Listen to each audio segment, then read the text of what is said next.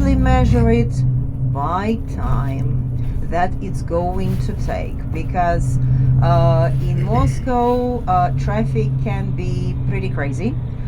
We have lots of cars, and well, this traffic can multiply your distance many times.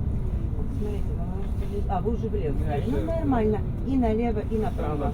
И нормально, и прекрасно. Right. So, what do you know about Moscow, by the way? Do you know anything? Okay, perfect. Enough.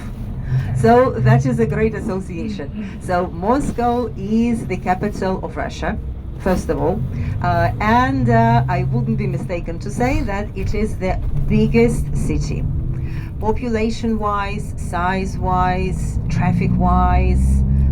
It's big. It's huge. I can't say that everybody's happy about it, but it's just a fact. So the current population of Moscow, I believe, is about 16 to 18 million people. Daily population of Moscow, but there are a lot of people who live in the suburbs outside the city, but all of them commute to the city to work. And the distance that the people, well, the time that the people spend to commute can be quite long. I think the standard time is about 1 hour. 45 minutes to an hour is considered to be fairly good in Moscow. So we start getting familiar with Moscow from the residential area, because if you look at the map of the city, by the way, did you have a chance to look at the map? No, okay, that's all right. That's all right. We'll get you a map at some point. So it has a very prominent nucleus, which is the Kremlin, Red Square, and all these offices, right? So the city center is surrounded, and that's where most of the people commute to work.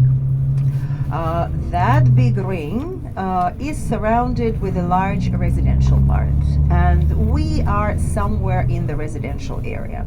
Until quite recently, it was considered to be quite distant from the city center, but now I think, I mean, depending where you come from, you could call it almost the residential center, okay? But this is the eastern part of the city. And if you look at the left, you can see large buildings. Well, this is a typical residential part. So since Moscow is quite a big place, most of the people live in flats. You can't have an individual house within the area of the city. By the way, to give you an idea about how big our city is, well, until quite recently, the city was located within the limits of a boundary which is called Moscow Motor Ring Road. And if you start your way, so it's a big ring, well, the big circuit, very busy, by the way. So if you start your journey from the north, go all the way around the city, come back to the north, you will cover the distance of 106 kilometers. That's how big our city is. But well, since more and more people want to live in the city or close to the city, they've started the city, but it's considered, I mean, the people who buy property there, they consider it to be city residents. So our city is big, no question about it.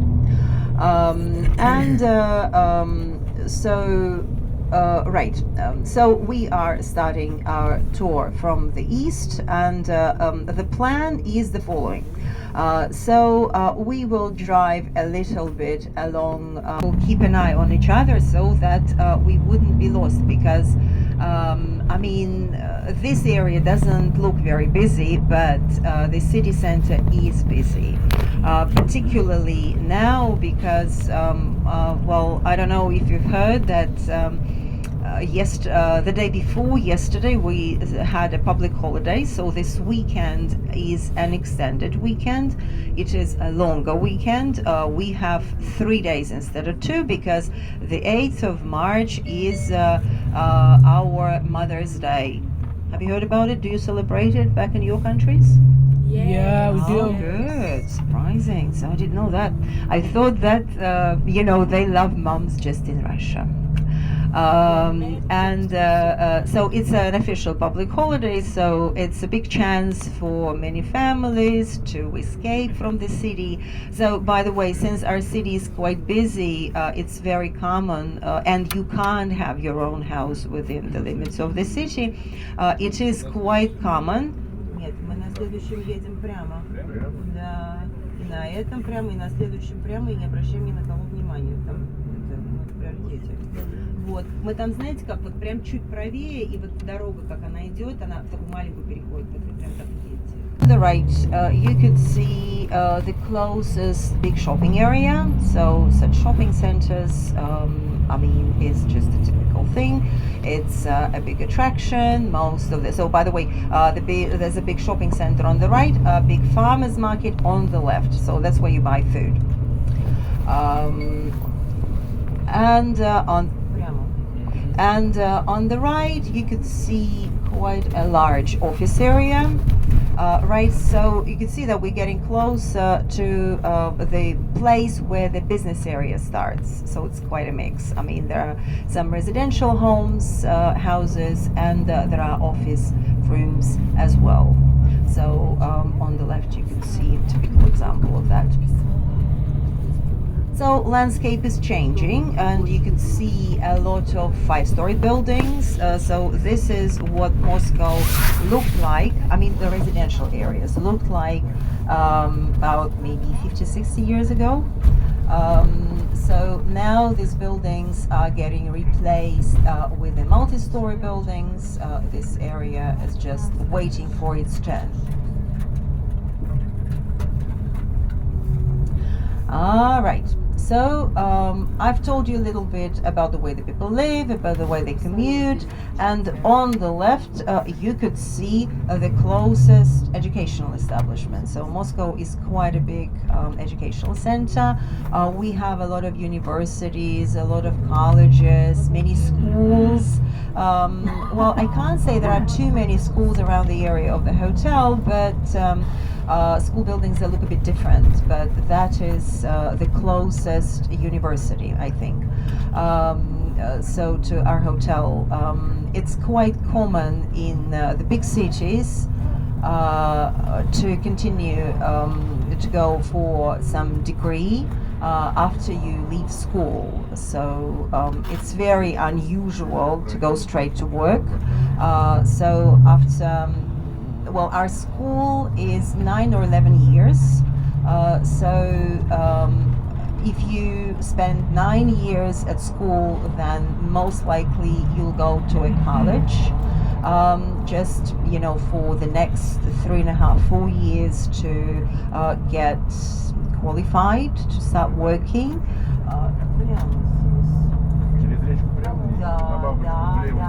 Не-не-не, мы едем через речку прямо и съезжаем на набережную сразу. Прямо на мосту, правый ряд и на набережную. Все верно, все. If you spend 11 years away to Red Square, I think it will take us around maybe 15-20 minutes maximum. About 15-20 minutes. By the way, guys, I know that since it's cold, WC toilet loo might be an issue. So if you, well, before you get really desperate, why don't you let me know about it? Because, I mean, public toilets are not necessarily every 100 meters. So that's why, we will have to figure it out. So if you need the toilet, please let me know a bit beforehand. Right. So we are leaving the place where most of the people live, and we are getting closer to a river. So we will drive along the side of the river. Well, compared to St. Petersburg, Moscow cannot be proud of too many waterways. Our main river is River Moskva, and it's not too big. So this river Yauza is even smaller than that. So Moscow originally used to have a lot of rivers, but most of them are taken in the pipes that are running underground. And since we're going to drive along the side of the river for a while, let me tell you a few words about the history of Moscow. So Moscow hasn't always been the capital, by the way, and the place where we're driving now until probably 17th, 18th century was covered with woods, like most of the city area. And the history of our city starts from the year 1147. So that is the official date of the city's foundation. In the middle 12th century, Prince Yuri, he came to the elevated hill, to the place where we will see the Kremlin today, and he decided that strategically this place is ideal to start a new community. Of course, the place, like I said, looked very different. It had almost nothing. So the place where he made a stop with his knights, with his warriors, had a small community that consisted of just a number of houses. 10 years later, the first wooden walls were risen to surround that community. The main difference between the city and the village was that the city would always have the walls. So, of course, it needed to be able to afford it. It needed the money, but it worked well because the history of Moscow has not always been so fortunate. In the early 13th century, the city survived the first attacks of Mongolian hordes. Have you heard about Genghis Khan? Yeah. Okay. So some people had, some people haven't. Okay. It was quite a severe time, dramatic time for Russian history. So, by the way, it consisted of a number of smaller states. We call them princedoms. Each state, each community had a prince who was the leader. Enemies or counties, it was the war within this state. That certainly didn't contribute to keep their community strong. In the early 13th century, 1230, this part survived the first invasion of Mongolian hordes. So that managed to negotiate it with the Mongolian Khanates, with their neighbors. So it becomes the main city, the one in charge of the neighboring counties. Basically, it becomes the capital. On the right, you could see quite a solid-looking building. This is our biggest technical university. So you could see these figures, statues, decorating the facade. Я не помню, мне кажется, прямо, да, вот смотрите, вот в арку, которая посередке, вот прямо едем, и вот правее. Мне кажется, так, да, на набережную ж нам надо, да. Что это, вы что, пугаете меня? Нет, все нормально, мы едем вот так, прямо, и опять на набережную, так, да?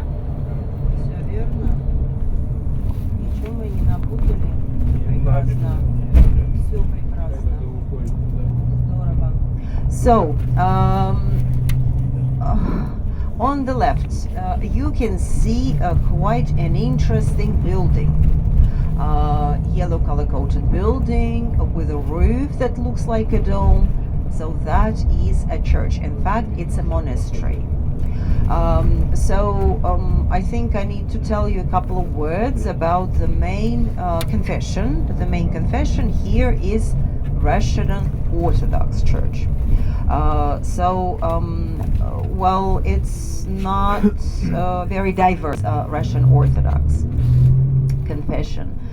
It was started originally from the Church of Rome, then the Rome fell, it was conquered, so the eastern part of Roman Empire was started in the center of Constantinople. Then Constantinople was invaded by the Turks, but the princes of Moscow managed to get their religious links from Constantinople, which is currently called Istanbul.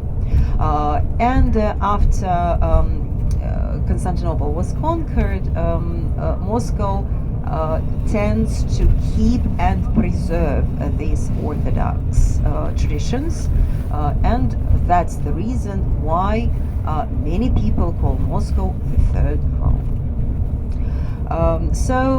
We're going to see a few churches on our way.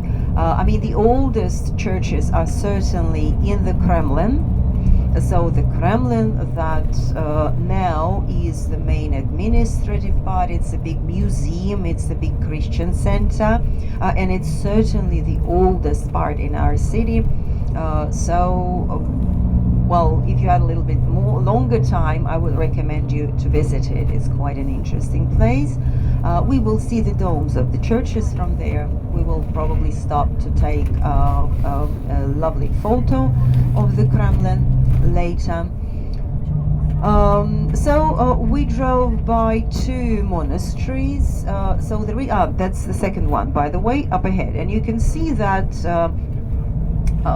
most of the monasteries are usually constructed on the hills, on the elevated grounds, because in the Middle Ages they were used like fortresses. The monks that were in charge of their community could not rent or invite any army, any militaries from outside. So strategically this place was built to be easy to protect. There are quite a few monasteries. Monasteries was used as the protection ring of the Kremlin up to the Middle Ages. So, going back to the history of Moscow in the late 15th century, due to the policy of Moscow princes, a lot of people call it corruption. We call it a way to improve and to get relationship with the people you can use. Moscow becomes, it was proclaimed, the capital. So the Prince of Moscow got the title of the Grand Prince. So he was in charge of the neighboring communities. Since his residence was in the Kremlin becomes the main royal place, the main royal palace, although there was a number of palaces that were used as summer residences. So that happened in the year 1480. The first Grand Prince of Moscow was the Tsar, Prince Ivan III.